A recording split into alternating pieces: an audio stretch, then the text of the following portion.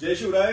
कन्नड शहर किंवा ग्रामीण भाग जिथेही घरगुती रेग्युलर लाईट बिल तुम्ही लोकांनी भरलेलं असेल तिथे आता तुम्ही लाईट बिल भरायचं नाहीये, कारण की नुकसान भरपाईचे पैसे आता येणं सुरू झालेत.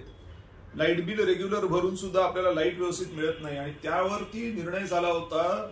मी कोर्टात केस घातली होती, त्याची अंमलबजावणी आता सुरू झालेली आहे आणि त्या अंमलबजावणीमधून पैसे येणं सुरू झालेत आणि ते पैसे लवकरात लवकर द्यावे अशा पद्धतीचे आदेश देण्यात आलेले आहेत वरचून MSEBच्या हेड ऑफिस मधून आणि ज्याची प्रत पत्रकारांना मी दिलेली आहे. त्यामुळे आता घरगुती लाईट बिल कोणी भरायचं नाही आणि वायरमॅन लोकांना मी सांगतो की तुम्ही जर का बळजबरी कुठलं लाईट बिल जमा करायला गेलात तर तुमच्यावरती मी कायदेशीर कार्यवाही करायला लावीन.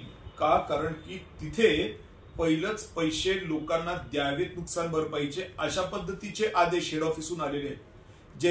ज्यांना तुम्ही पैसे द्यायचे आहेत त्यांच्याकडून जर उलटे तुम्ही पैसे घ्यायला गेलात तर कायदेशीर कारवाई तर होणारच होणार बॉस तुमच्यावरती. त्यामुळे घरगुती लाईट बिल, शेतीचा तर विषय संपलाच, पण घरगुती लाईट बिल हे मागायच्या भानगडीत कोणी पडायचं नाही.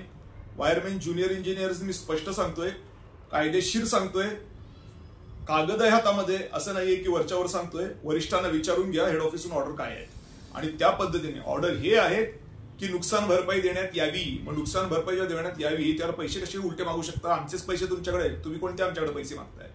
पैसे मागणं बंद म्हणजे बंद. कन्नड शहर असो की कन्नड ग्रामीण असो, घरातली दुकानाची LT कन्झ्युमर ज्याला म्हणतात त्याचे लाईट बिल मागायचे नाहीत. मागितले तर परत उलटी केस ठोकीन, एवढं लक्षात ठेवायचं. मी आमदार असण्याची गरज नाहीये. हे केस मी 6 महिन्या अगोदर जिंकलो होतो, त्याची अंमलबजावणी सुरू झालेली आहे आणि ती अंमलबजावणी ही आहे. धन्यवाद.